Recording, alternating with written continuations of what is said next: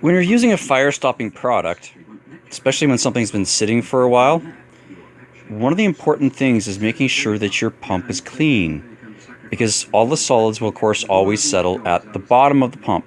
The very bottom of the pump is the bottom of your intake pipe. So there it all is. Nothing's getting through that. So this is something that you have to clean on a regular basis every day.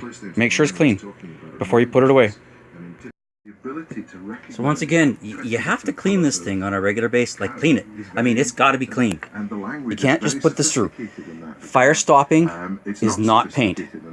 Under any stretch of the imagination is fire stopping paint. Fire stopping is not paint, it is a coating. The difference between the two is that this one's pain in the ass. It's high solids and it does crap like this, which is very frustrating for most human beings. You can't just put a couple gallons through this thing. You have to follow a very, very simple procedure. Clean your machine, clean your machine, clean your machine. Hot water and soap really helps. It's stupid. I know. It's annoying. I know.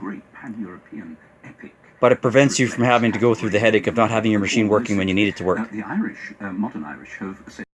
This is what happens when you don't clean your pump really well.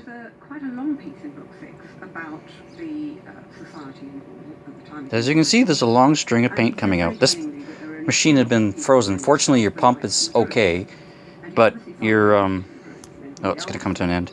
It's going to make a mess right away. But you got to store this in a place that's warm, right? Or put something in it that's not going to freeze. Minus 40 windshield washer fluid, antifreeze, paint thinner, you know, that kind of stuff. You're still going to have issues with stuff like this. Excuse me. And there's what came out of the hose. That's all a mixture, that's all frozen paint and stuff. Mostly from the low points. The hoses are really clean now. Soap and water, soap and water, soap and water, guys. And the warmer the better. That's really all I can say.